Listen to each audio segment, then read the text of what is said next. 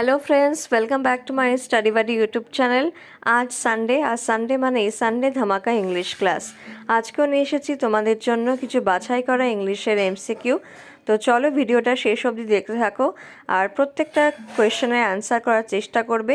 Comment বক্সে তোমাদের score কত হলো সেটাও কিন্তু জানাতে ভুলো না। তাহলে চলো, লেটস স্টার্ট। ফার্স্ট প্রশ্নটা হচ্ছে অ্যান্টোনিম অফ গ্র্যাজুয়াল। অপশনস আর A regular, B abrupt, C slow, D gentle. Gradual means happening slowly over time. তো যেহেতু এখানে অ্যান্টোনিম চেয়েছে তাই এখানে অপশন বি অ্যাব্রাপ্ট হবে right answer, which means sudden and unexpected. Next is people speak English all over the world, change the voice. দেখো সেন্টেন্সটা simple present টেন্সে রয়েছে। এটা অ্যাক্টিভ থেকে যখন প্যাসিভে যাবে তখন প্রেজেন্ট টেন্সটার মতনই কাজ করবে আর সাবজেক্টটা অবজেক্ট হয়ে যাবে, অবজেক্টটা সাবজেক্টে আসবে। তাহলে কি দাঁড়াবে? English is spoken all over the world by people. এখানে অপশন এ হবে right one. Moving to the next question, by next year I dash my graduation, choose the correct one. অপশানগুলো কী কী আছে দেখে নিই। A complete, B will complete, C have completed, D will have completed. তো দেখো সেন্টেন্সটা পড়ে বুঝবে যে এটা কিন্তু ফিউচার পারফেক্ট টেন্সের কথা বলা হচ্ছে, যে একটা নির্দিষ্ট টাইমে ভবিষ্যতে আমার এই গ্র্যাজুয়েশনটা শেষ হয়ে যাবে। তাহলে এখানে যেহেতু ফিউচার পারফেক্ট টেন্সের কথা বললাম তাই option D will have completed হবে রাইট অ্যান্সার। সেকেন্ড প্রশ্নটা হচ্ছে if he dash hard he will pass, choose the right form of verb. এই ধরনের সেন্টেন্সে যখন দেখবে প্রথমে কন্ডিশনাল কিছু দেওয়া আছে তখন বুঝবে যে প্রথম টেন্সটা সিম্পল প্রেজেন্ট টেন্সে হবে। তাহলে এখানে অপশন বি ওয়ার্কস হবে রাইট অ্যান্সার। তাহলে কি দাঁড়ালো? If he works hard he will pass. Next is act out, meaning of phrasal verb. Options are option A to publish, B to establish, C to represent, D express an emotion in your behavior. তো act out means to show emotions, তাই এখানে option D express an emotion in your behavior হবে right answer.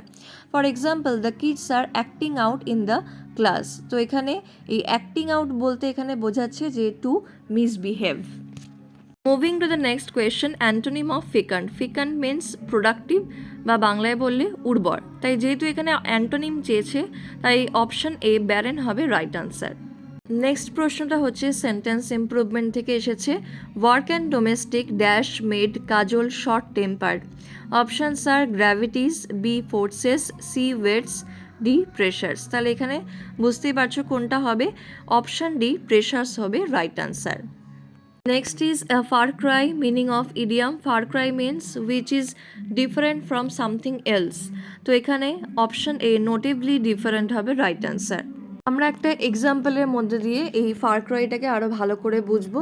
যেমন this new job is a far cry from the previous one. এই জবটা আগের জবের থেকে অনেকটাই ডিফারেন্ট।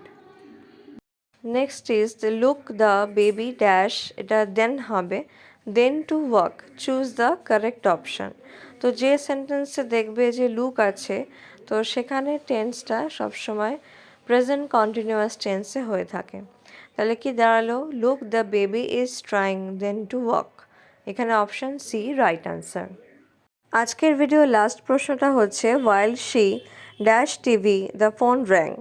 দেখো দুটো ঘটনা হয়েছে পাস্টে, যেটা ওয়াইল দিয়ে ডিকোড করা হচ্ছে। তাই যেহেতু দুটো ঘটনা ঘটেছে তাই যেটা সবার আগে ঘটেছে সেটা বোঝানোর জন্য হবে পাস্ট কন্টিনিউয়াস টেন্স। তাহলে এখানে while she was watching TV the phone rang হবে রাইট অ্যান্সার। অপশন বি হবে কারেক্ট ওয়ান। কেমন লাগলো আজকের ভিডিওটা? যদি ভালো লাগে তাহলে এখনই ভিডিওটাকে লাইক করে দিও, আর এরকম ভিডিও যদি আরও তোমরা পেতে চাও তাহলে এখনই চ্যানেলটাকে সাবস্ক্রাইব করে দাও। নেক্সট ভিডিওতে দেখা হচ্ছে খুব শিগগিরই। টিল দেন কিপ লার্নিং বা স্টাডি বাড়ি, যেখানে পড়া হয় স্মার্ট ওয়েতে।